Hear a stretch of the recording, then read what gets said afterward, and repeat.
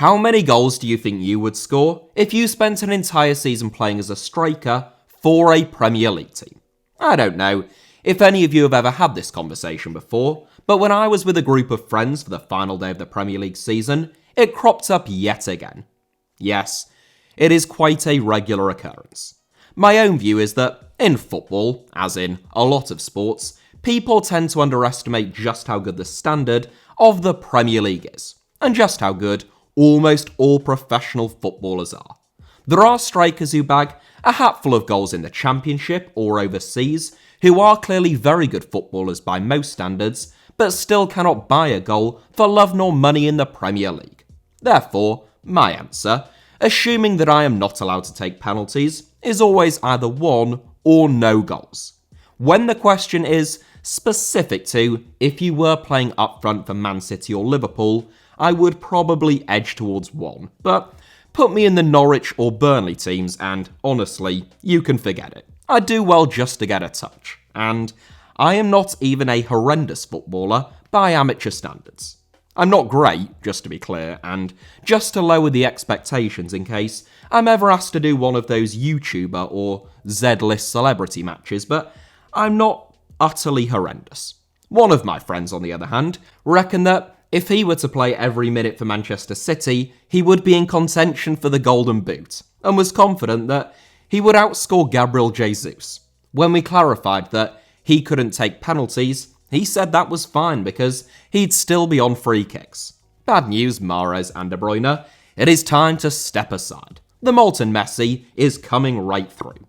In fairness, he did once play a couple of games for the north of England, although I feel like it is also relevant to point out that he was 8 years old at the time, and he played in net. Of course, there are actual strikers who are paid to play the game at the highest level, who struggle to find the back of the net.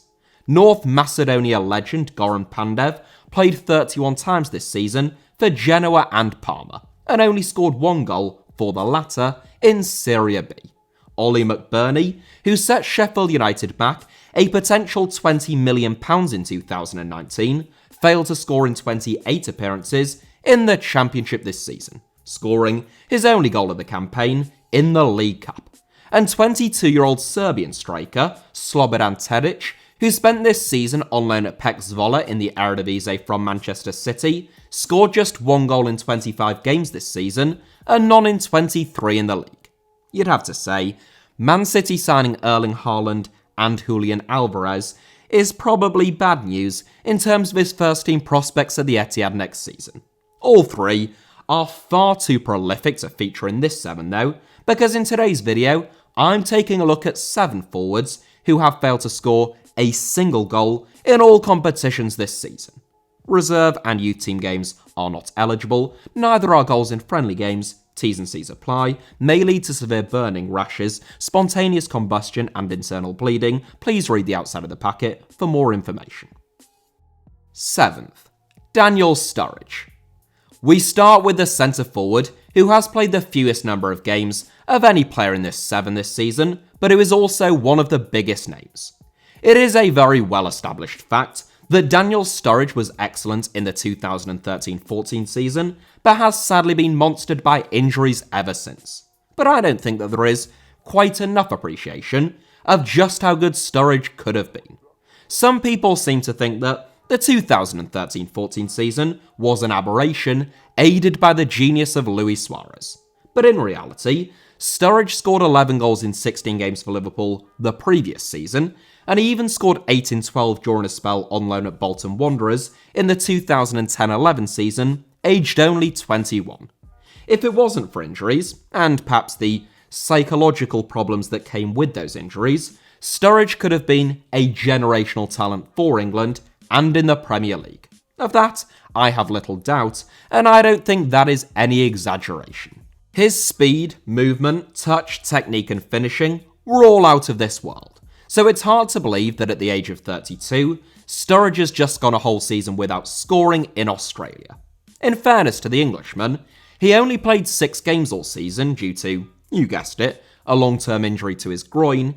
He only started once, and even in the game that he started, he was forced to come off at half-time.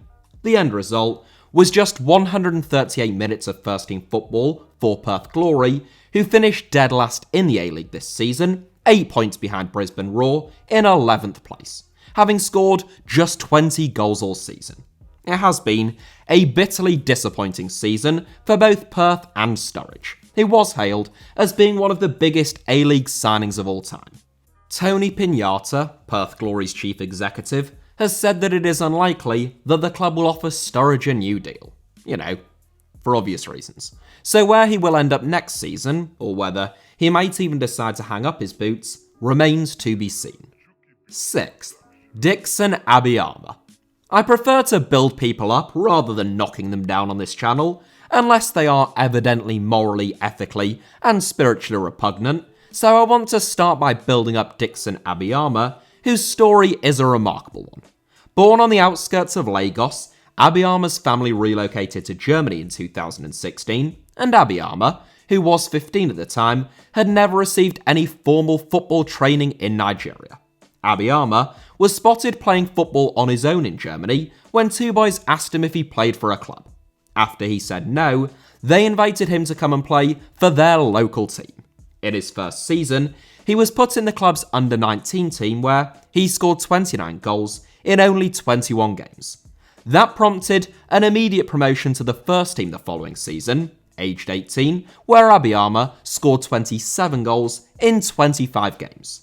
6th-tier SG Kvelfert took a chance on Abiyama in 2018-19, where he caught the eye of SC Eltersdorf in the 5th tier of German football. Abiyama scored 17 goals in 21 league games for Eltersdorf, leading local second Bundesliga side, Greuther Fürth, to offer him a 3-year deal. In the space of just 3 years, Abiyama had gone from never having played any organised or competitive football to being a professional in the 2nd tier of German football. The good news didn't end there either, it should be said, as Abiyama scored 7 goals in 29 games to help Fürth reach the Bundesliga last season, crowning his extraordinary rise to the top flight of the German game. Unfortunately, this season has perhaps just been a step too far, too fast, for both Abiyama and Fürth. In 25 outings for the Bundesliga side, 24 of them coming in the league, Abiyama failed to find the back of the net, as Fürth were immediately relegated from the Bundesliga, stranded at the foot of the table. Abiyama still scored twice in only 3 games for the club's reserve team this season, showing that he does still know how to score goals outside of the top flight, and he may well prove to be a key man in the 2nd Bundesliga for Fürth once again next season.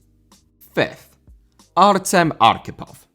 Russia's best-known centre-forward, Artem Zuba, was just released by Zenit St. Petersburg after a season in which he scored 13 goals. Whilst Zuba is the all-time record goal scorer in the Russian Premier League, having scored 149 goals in 390 top-flight appearances, his namesake Artem Arkhipov has found scoring goals in Russia's top flight to be rather more challenging. The 25-year-old native of Tambov, central Russia, was signed by his boyhood club, FC Tambov, in the summer of 2020, after they reached the Russian Premier League for the very first time. Arkhipov had previously played for Tambov outside of the top flight, but he had attracted the club's attention once again after scoring 15 goals in 29 games in the Belarusian Premier League. In his first season back at Tambov, and in, actually, his first season of Russian Premier League football, Arkhipov scored 3 goals in 11 league games as Tambov finished bottom of the division. At the end of the season, Tambov were in severe financial trouble and unable to pay their players. All but 3 of Tambov's first-team squad left the club and became free agents, and the club announced that it was bankrupt and would be dissolved. Arkhipov was picked up by Akhmat Grozny, the Chechen football club owned and operated by the Republic's dictator and Putin puppet Ramzan Kadyrov, who some of you will recall I made a documentary about. Sorry? Oh yeah, sorry, my apologies. A fascinating documentary about. In 16 league outings for Akhmat Grozny this season, and 18 in all competitions, Arkhipov failed to find the back of the net. Grozny were among the lowest scorers in the division this season, only managing 36 goals, but a compact back line saw them finish 7th, their second highest league finish. Just imagine if they had a half-decent centre forward instead of that absolute cart horse. Sorry, I am supposed to be building people up, aren't I? Better luck to Arkhipov next season. Hopefully, his club doesn't get dissolved this summer. I do hope that their owner is deposed though, because he is a rancid, homophobic, wannabe hardman despot. 4th, Alejandro Cantero. The first player in this 7 who isn't an out-and-out centre forward, Alejandro Cantero is a forward. I promise you I wouldn't include anyone who wasn't. I would sooner die of rubella than deceive you in that manner. But he can play out wide on the left or right, as well as sometimes being deployed through the middle. Hopefully that is enough to spare me of rubella. I hope so anyway. Probably at his happiest playing out wide on the right, Cantero is one of a very small number of non-inverted wingers, in that sense, seeing as though he is right-footed. Non-inverted? Is that the right word? Maybe it's just verted. No, I've never heard that said before. I think that just means when you turn something green in French. We'll just go with traditional winger. That works. Cantero was born in Madrid, and at the age of 11, he was invited to join the Real Madrid Academy. He spent 5 seasons training with Los Blancos, but at the age of 16, he was released. All was not lost though, as Cantero was offered a professional 4-year deal at Levante, who won promotion to La Liga during his first season at the club. Cantero spent his first 3 years with Levante in the club's reserve team, who compete in the 4th tier of Spanish football, where he scored 7 goals in 50 games. You probably wouldn't have expected him to rival Karim Benzema in the La Liga scoring charts this season then, but as a talented and intelligent young player, whose future many predict to still lie in La Liga, you might have thought that he would grab at least 1 goal in 27 outings this season. My mate Sam would have fired in at least 47 en route to the Ballon d'Or. Unfortunately for Levante, they don't have my mate Sam, and without him, and with Alex Cantero, they were relegated this season, ending a 5-year stay in Spanish football's top flight after finishing 4 points behind 17th place Cadiz. As I said, there is still plenty of reasons to believe that Alex Cantero will play La Liga football again at some stage. And it is even quite possible that relegation will actually prove beneficial to him in the long run, giving him a chance to play first-team football as a regular starter and to grow in confidence at a slightly lower level. 3rd, Argyros Campetsis. We head to the Eredivisie in 3rd, a league that has long been a hotbed of world-class centre-forwards, from the likes of Marco van Basten and Romario, through to Ruud van Nistelrooy and Ronaldo. Those 4 all hit the ground running in the Eredivisie, but the same cannot be said for Argyros Campetsis, who spent this season on loan at Willem II from Panathinaikos. And yes, Willem II is how it's pronounced, you uncultured filth. Filth might have been a bit strong there, my apologies, I am recording this very late at night. Campetsis was born in Athens, and he joined the Olympiakos Academy from AK Athens at the age of 9. Campetsis was a sensation at youth team level, even at that early age, and he represented Greece at every age group through to the under-21s. Just as he was on the verge of making his Olympiakos debut in 2017, Campetsis attracted interest from a handful of Champions League clubs. He ended up joining Borussia Dortmund for around £300,000, a smart choice when it comes to player development, particularly in terms of forward players. Unfortunately, however, in 14 games for Borussia Dortmund's reserves, Campetsis failed to score a single goal. So Dortmund cut their losses and let the youngster return to Greece, in a move to Panathinaikos on a free transfer.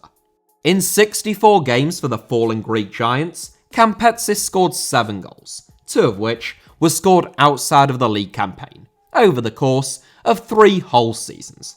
Clearly, Campetsis has never been the most prolific, or at least not since his youth team days, but Willem II probably hoped that he could grab a few leading their line this season as he arrived on loan with a view to a permanent. In 18 games, the vast majority of which he has played as a centre-forward, Campetsis has scored Well, I don't know why I'm bothering with this bit. It's obviously none, otherwise he wouldn't be in this video, would he? It'd be a bit of an odd inclusion if I just sprung it upon you that he actually struck a very respectable 13 times in 18 games, and now Bayern Munich are looking to sign him as Lewandowski's replacement. Yeah, well, he didn't, and they're not, and to be totally honest, I would be very surprised if Willem II, who were relegated this season, decided to activate his optional €700,000 release clause as part of that loan deal. Second, Nicolas Joachini. When you think of American forwards in European top flights who can't score a goal for love nor money, you might think of Josh Sargent, who scored both of his 2 Premier League goals in 26 league outings in the same game this season, in what was a pretty damning indictment of the Watford backline. In fairness, one of those goals was absolutely sublime. Nicolas Joachini can do better than that though, or worse really, making Sargent look like Pele in his prime at Santos, given that he played 31 games for Montpellier without managing to find the back of the net this season. Like Cantero, Joachini isn't a bona fide centre-forward. He has played in all 3 of the forward roles this season, but whether he has played on the left, right, or through the middle, the outcome is the same. No goals. Pass butts. Or, as they say in America, it was a total shutout. He darn missed it every time he had it in the wheelhouse. Can I just say, I was accused of perpetuating bigotry against the fine people of the United States in a recent video about footballers running down their contracts, which I wasn't. I was just saying that it is one of a number of customs that are standard in US sports that are spilling over into European football at the same time as there are more and more Americans owning European football clubs. I wasn't even saying that it was necessarily a bad thing. On the flip side, that impression right there, I will very happily accept, could constitute a hate crime, and I apologise to all of my beloved red, white and blue subscribers who make up 15% of my audience. Joachini was on loan this season at Montpellier from Caen, and the club recently announced that they had no intention of retaining the American next season. It should be said, only 3 of the 21-year-old's 28 appearances this season were actually starts, and he has already scored 3 goals in 8 games for the US MNT. First, Fabio Silva. Surely the most shocking inclusion in this 7, Fabio Silva set Wolverhampton Wanderers back a club record £35 million in 2020, which is almost as much as they received for Diogo Jota. And since then, he has scored just 4 goals in 63 games. No doubt Silva would have liked to have scored more than 4 goals last season when first-choice centre-forward Raul Jimenez was sidelined for a long time, but at least it got him up and running. The excuse for Silva's relatively modest output has always been his age. He broke through so young that he broke several records at Porto, and I thought that that was pretty much fair enough. It was obvious, at least from what I saw of him, that Silva had very clever movement for a man of his age and had good technical ability. He just lacked a bit of nous and confidence in front of goal. I think that was a reasonable justification for Silva's 4 goals last season, but I'm not quite so sure that it washes for his failure to score a single goal this season. Admittedly, Silva played fewer games and minutes this season than last, and was often introduced late in games, making it difficult for him to find any kind of rhythm or momentum. But that is just the way that it is as a striker sometimes, especially as the young understudy to a centre-forward who has scored a fair few goals. Ultimately, Silva will be 20 by the time that next season begins, and if he doesn't start making a mark off the bench soon, and that does mean, at least in part, scoring a few goals, he is going to have an awfully hard time breaking into the first team at a top-flight club. Maybe you think I'm being too harsh. I do quite like the lad. It just seems to me that that is the reality of the situation, at least as far as I'm concerned. And there is only so long that Wolves are likely to persist with him if he doesn't actually score any goals at all. Oh well, if all else fails, he could always become a HITC Sevens tribute act. I'm sure that there is a lot of money in that. That is it for today's video. Thank you all very much, as ever, for watching. I hope sincerely that you enjoyed it. Unless you're an American for that impression. I do apologise again. Hit the like button for calling you filth. It was actually a foul-mouthed tirade from start to finish from me, wasn't it? Hit the like button if you enjoyed being abused regardless. Let me know your thoughts down below in the comments. And make sure that you are subscribed, of course, and have notifications turned on for the one and only HITC Sevens, which other creators would give you quite this much abuse. And also, you can find me on social media where hopefully I'm a little bit friendlier, via the username at HITC Sevens on either Twitter or Instagram, or indeed both. The username is the same on both. Right, bye, have a brilliant day.